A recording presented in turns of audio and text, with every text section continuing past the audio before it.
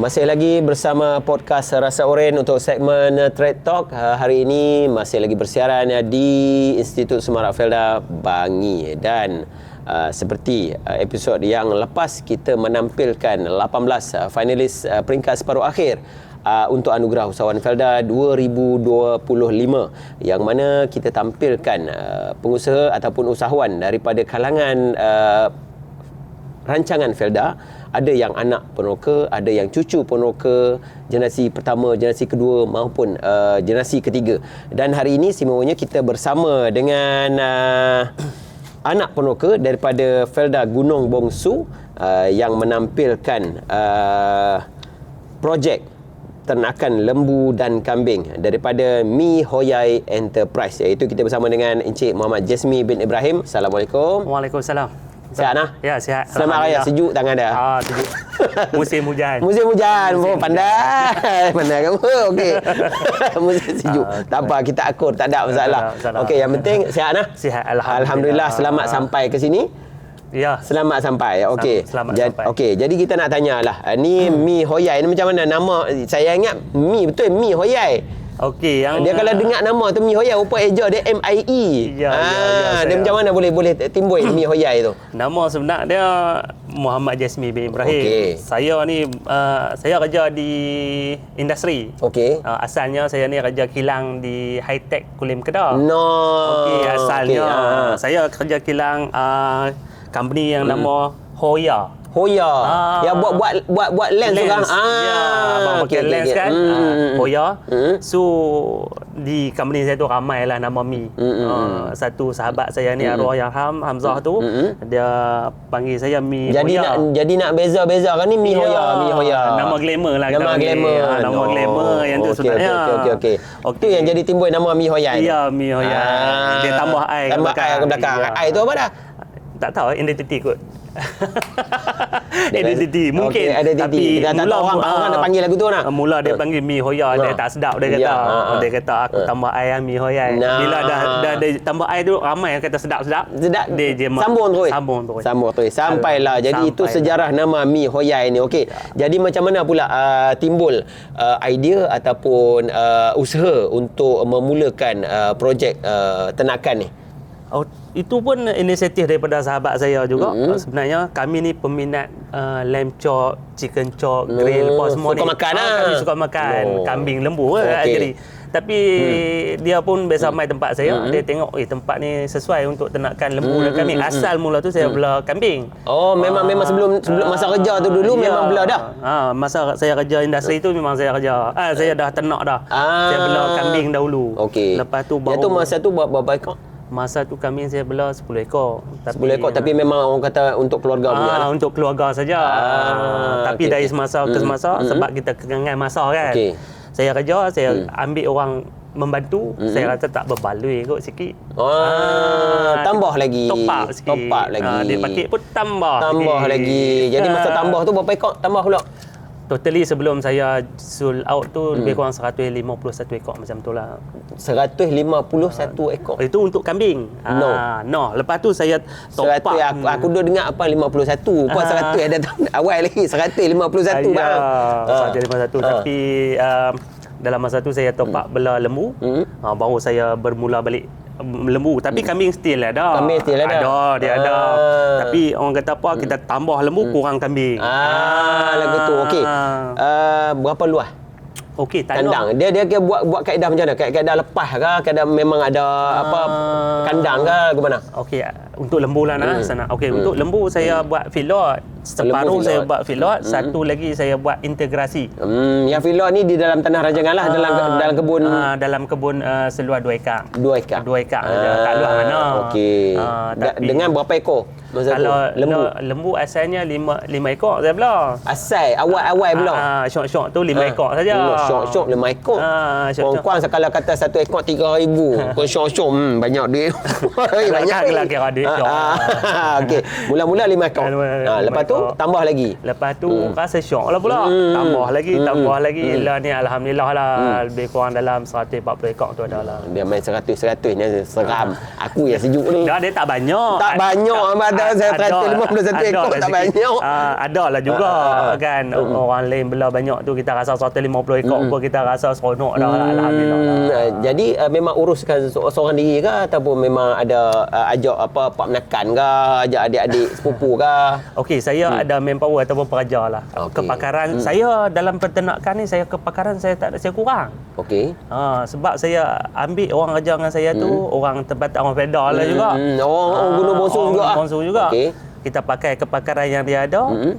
Dia yang membantu saya. Kira pekerja dengan saya lah, senang cerita kan. Dia boleh tangkap lembu, dia boleh cari lembu. Macam-macam. Buat sembelihan ada buat juga? Sembelihan kita buat ke? Sembelihan buat juga. Mana memang orang yang sama ke ataupun lain-lain lah? Orang lain-lain. Kalau lapah tu saya bagi yang ada dekat ada saya. Tim-tim lain lah? Tim-tim lain. Yang tim tangkap lembu, tim lain pula? Lain pula. Tapi dia cuma bantu lah. Cik Mi buat apa? Saya ni ada tu bisnes lain pula. Nampak. Aku korek sikit-sikit tu. Timbul bisnes lain. Tapi kita pun ada ladang sikit.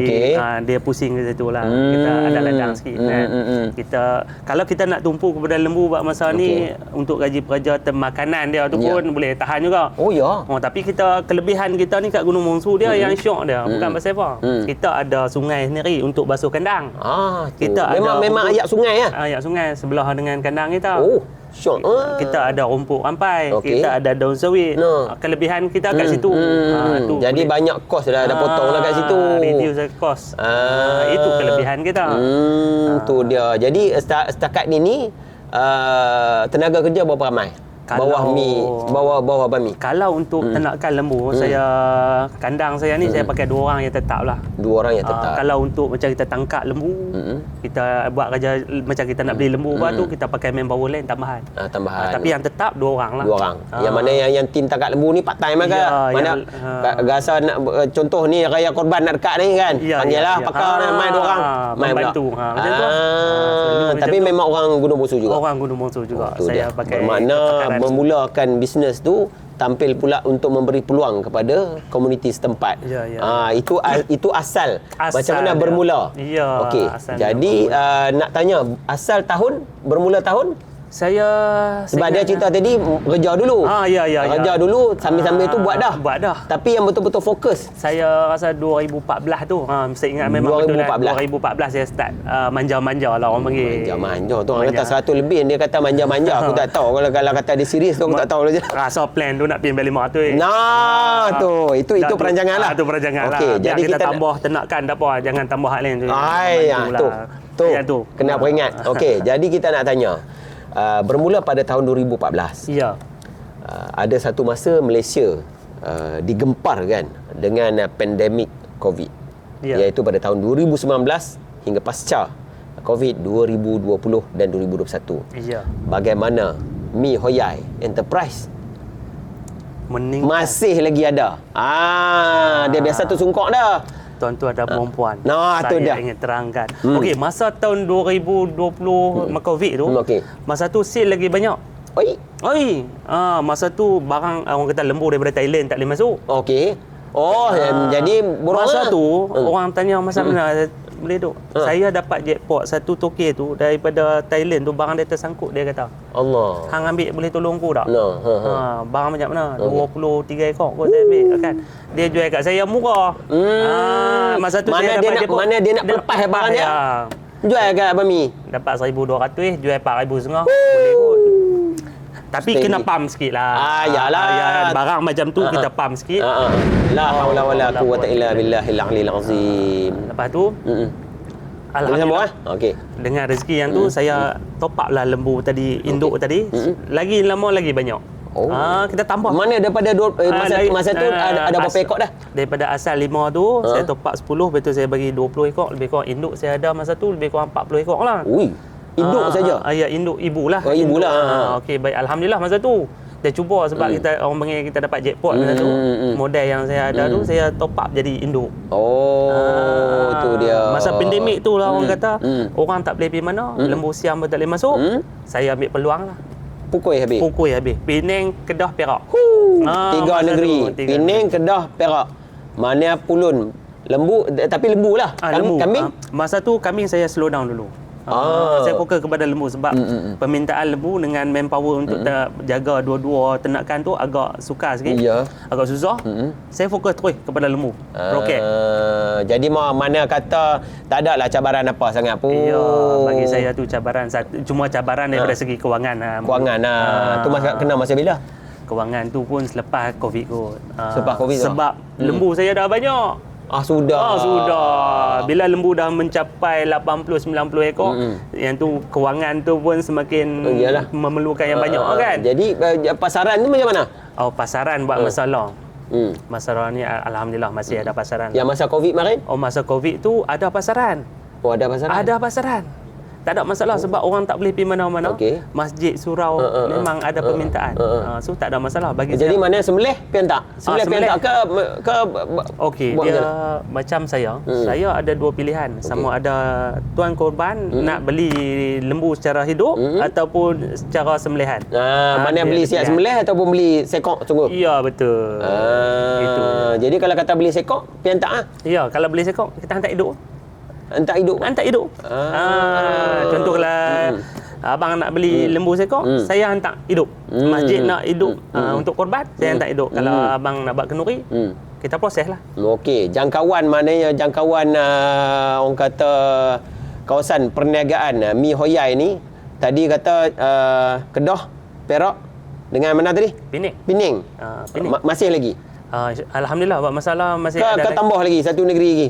Belum lagi. Belum lagi. Kita fokus yang 3 negeri dulu.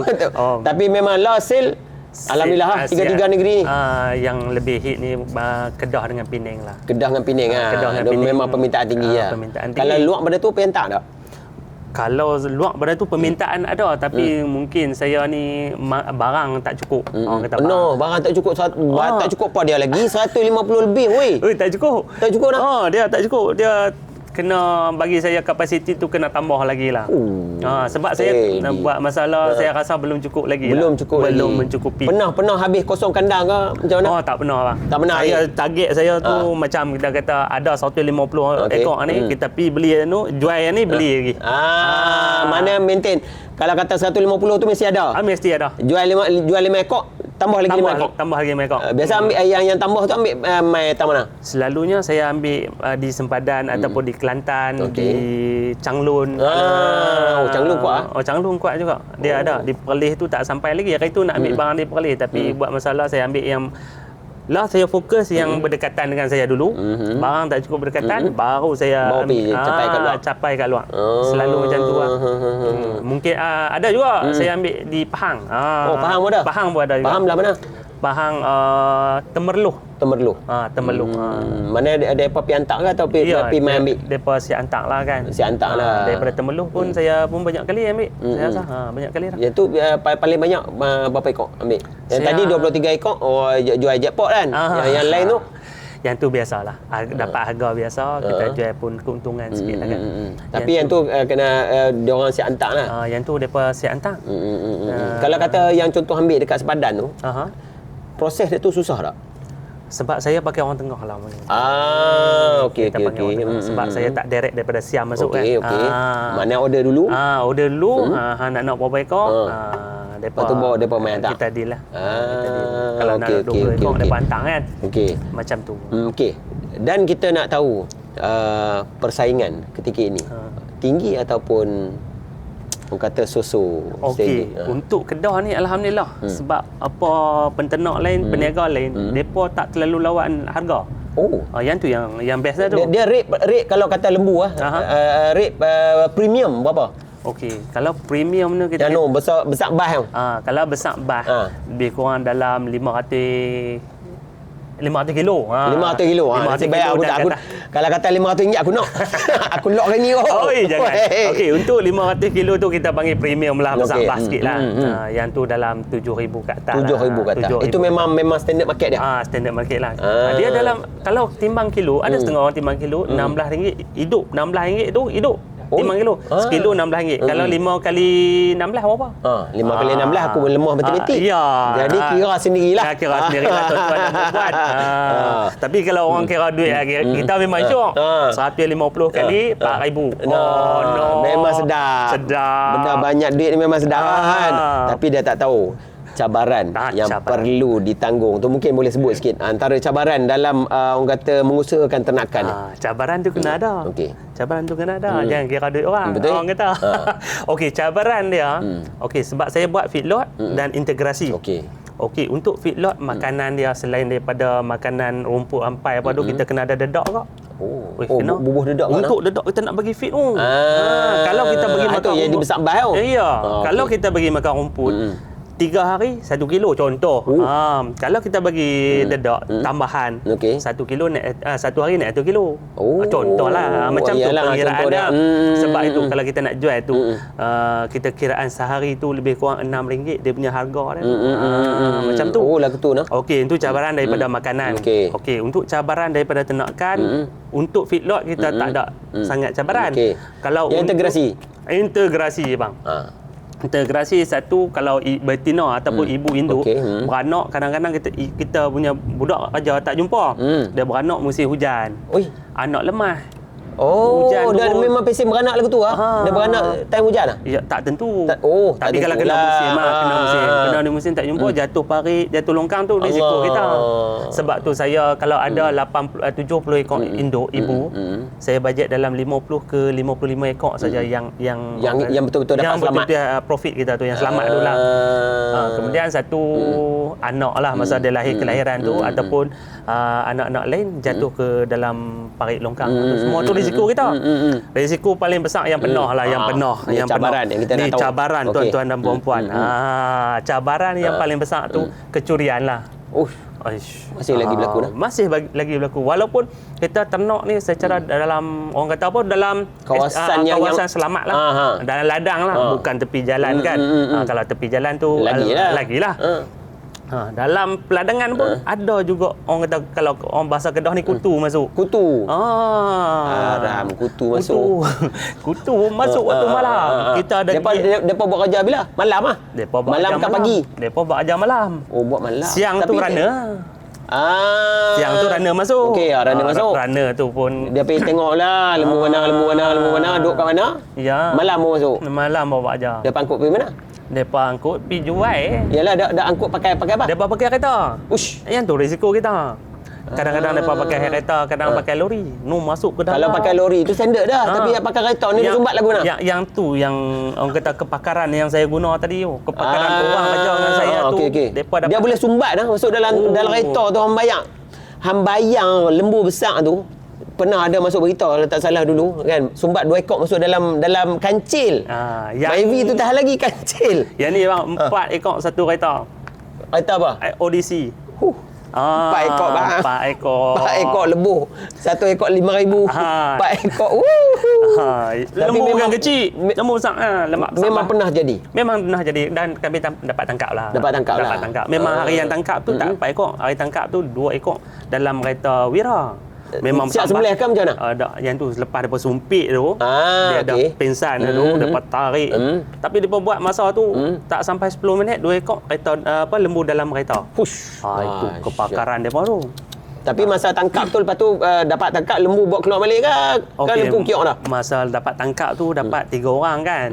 Masa tu lembu dah lali, depa tarik keluar, sihat balik bagi rawatan lah, Tapi masa sebelum tu dah hilang dah 9 ekor. Banyak dah. Tu risiko saya kata tadi tu. Mana memang orang kata kecurian tu memang kuat lah. Mungkin masa hilang seekor 2 ekor kita tak perasan tu, depa nampak boleh lagi ke depan. Betul. Bila kita dah hilang dah 5 ekor, kita dah kesan tu ada tapak. Baru dapat sedap lah kan. Okey. Jadi kepada anda yang di luar sana, kalau kata contoh kata berhajat lah nak beli lembu ataupun kambing dekat Mi Hoyai ni macam mana? Okey, untuk membeli lembu cara hidup ataupun sembelihan boleh layari Facebook saya Mi Hoyai ataupun TikTok saya Mi Hoyai. Ataupun di talian 0111 559 4289. Mi Hoyai sentiasa bersama anda. Itu dia. Stay tune podcast Rasa Oren, The Trade Talk. Jumpa lagi. Assalamualaikum. Bye-bye. Bye-bye.